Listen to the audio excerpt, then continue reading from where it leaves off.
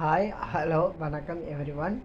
நம்ம போன வீடியோஸ்லலாம் நம்ம நிறைய எல்லாம் பார்த்துருக்குறோம். ஸோ ரொம்ப நாள் கழித்து இப்போ வீடியோஸ் போடுறேன். ஸோ இன்றைக்கி எதை பற்றி பார்க்க போகிறோம் அப்படின்னா தாளங்கள். தாளம் அப்படின்னா என்ன? ஸோ யாராவது கெஸ் பண்ண முடியுமா? ஸோ தாளம் அப்படிங்கிறது என்னங்கிறத பற்றி இன்றைக்கி கொஞ்சம் தெரிஞ்சுக்கலாம். ஸோ தாளம் இன்னும் எடுத்துக்கிட்டாலே இப்போ பொதுவாக ஒரு விஷயத்த நம்ம புரிஞ்சுக்கிறோமே, வீட்டில் நம்மளை வழி நடந்தது யார்? நம்மளோட பேரண்ட்ஸு. ஸோ அந்த பேரண்ட் எப்படி போகிறாங்களோ அவங்க அவங்க இஷ்டத்துக்கு நடந்துட்டாலும், அவங்க சொல்கிற நம்ம இஷ்டத்துக்கு நம்மளை ஃப்ரீயாக விட்டாலும் அவங்களோட கட்டுப்பாட்டு கீழே நம்ம நடந்து போகிறோம் இல்லையா? ஸோ அதே மாதிரி தான். ஸோ தாளம் அப்படிங்கிறது என்னென்னா, பாட்டு நம்ம எப்படி வேணாலும் இஷ்டத்துக்கு எப்படி வேணாலும் பாடிக்கலாம். பட் அதுக்கு ஒரு கண்ட்ரோலர் தான் இந்த தாளம். தாளங்கள் பொதுவாகவே இப்போ எப்படி ஒரு ஒரு சென்டென்ஸ் ஃப்ரேமாக சொல்லலாம் அப்படின்னா, பாட்டை வந்து ஒரு வரையறை செய்வது தான் தாளம். பாட்டோட லென்த்தை வந்து இந்த அளவுக்கு தான் இருந்தால் இந்த பாட்டு இவ்வளோ அழகாக இருக்கும், இந்த ஃபாஸ்ட் இருந்தால் இந்த பாட்டு அழகாக இருக்கும், இந்த ஃபாஸ்ட்டில் இந்த மீடியமான ஒரு நடைமுறையில் போனால் இந்த பாட்டு அழகாக இருக்கும்.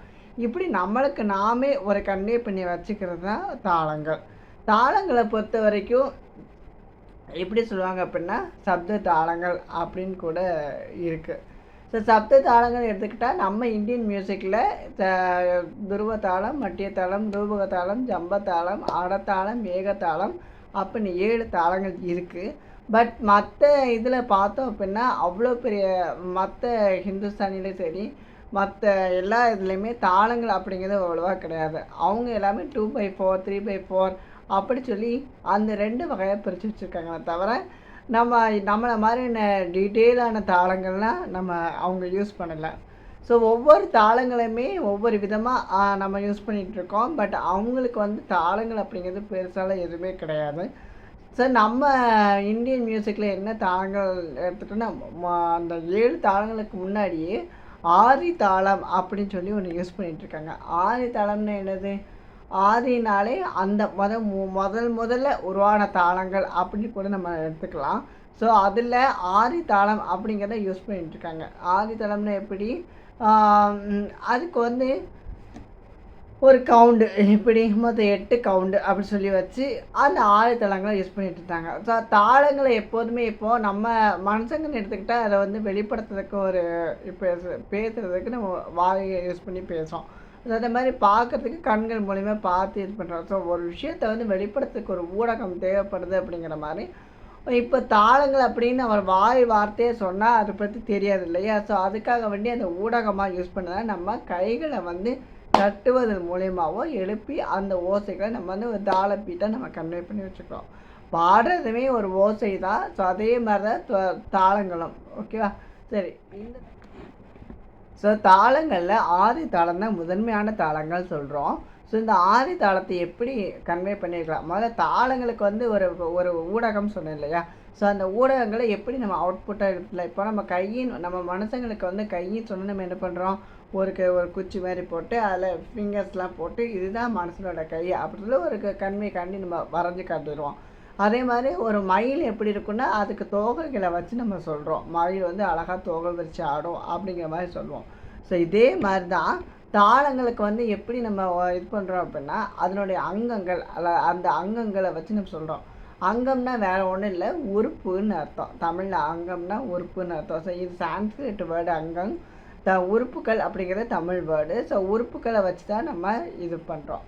அதே மாதிரி இப்போது நம்ம தமிழில் சொல்கிற ஆ அப்படிங்கிறதுக்கு வந்து ஒரு சவுண்டு இருக்குது. ஸோ அதை வந்து ஒரு குறியீடாக சொல்லணுங்கிறதுக்காண்டி அதுக்கு ஒரு சுழிவு எழுத்துக்களை வச்சு சுழிவு மற்றும் வளைவு எழுத்துக்களை வச்சு நம்ம என்ன பண்ணுறோம்? ஆன்னு சொல்லி நம்ம கொடுத்துருக்கோம் இல்லையா? ஸோ அதே மாதிரி தான் நம்ம மியூசிக்கில் இந்த தாளங்களுக்கு வந்து குறியீடு நம்ம சொல்கிற அந்த குறியீடுக்கு வந்து சொல்கிற வார்த்தைகளுக்கான குறியீடாக நம்ம யூஸ் பண்ணுறோம். அது எப்படின்னா அந்த அங்கங்கள் இருக்கு இல்லையா? அந்த அங்கங்களுக்கு வந்து ஒரு குறியீடு யூஸ் பண்ணுறோம். இப்போது ஒவ்வொரு அங்கங்களுக்கும் ஒவ்வொரு குறியீடாக இருக்கும். ஸோ இப்போ இதில் அங்கங்கள் அப்படின்னு எடுத்துக்கிட்டால் மொத்தம் 6 வகையான அங்கங்கள் இருக்குது. எத்தனை வகையான அங்கங்கள் இருக்குது? 6 வகையான அங்கங்கள் இருக்குது. ஸோ 6 வகையான அங்கங்கள் எடுத்துக்கிட்டால் முதல்ல லகு, திருதம், அனுதிருதம், குரு புளுதம் காகப்பாறை அப்படி சொல்லி ஒரு 7 அங்கம், மொத்தம் 6 அங்கங்கள் இருக்குது. இந்த 6 அங்கத்தில் நம்ம முதன்மை இப்போ வரைக்கும் நடைமுறையில் யூஸ் பண்ணிட்டு இருக்க அங்கங்கள் பார்த்தா 3 அங்கங்கள் தான் யூஸ் பண்ணுறோம். எனது லகு திருதம் அனுதிருதம் இந்த 3 இது மட்டும் தான் நம்ம நடைமுறையில் இருக்குது. ஏன்னா மற்ற எல்லாமே இப்போ அந்த காலத்தில் யூஸ் பண்ணி அவங்களோடைய அதை முடிஞ்சிருச்சு. அது போக கச்சேரிகளில் பாடும்போது அதோடைய அங்கத்துடைய அமைப்பை யூஸ் பண்ணது ரொம்ப லாங்காக போனதுனால அதை இப்போதைக்கு இப்போ உள்ள ஜென்ரேஷனுக்கு அது செட் ஆகாதுன்னு சொல்லி அப்படியே அதை மறைச்சி லாஸ்ட் வரைக்கும் அதை வெளிப்படுத்தாமலே போயிட்டாங்க. எங்கள் குருநாதர் கூட ஒரு வாட்டி போட்டு காமிச்சாங்க, இப்படி சுற்றி போடணும் அப்படி சொல்லிலாம் காமிச்சாங்க. ஸோ அங்கங்களை பற்றி நம்ம இப்போ இந்த வீடியோஸில் தெரிஞ்சுக்கிட்டோம். ஸோ இன்றைக்கி அங்கங்களை பார்த்தது போதும். இதே மாதிரி இன்னும் நிறைய தெரிஞ்சுக்கணும்னு ஆசைப்பட்டீங்கன்னா என்னோடய சேனலை மறக்காமல் சப்ஸ்கிரைப் பண்ணுங்கள், லைக் பண்ணுங்கள், ஷேர் பண்ணுங்கள், கமெண்ட் பண்ணுங்கள். தேங்க்யூ.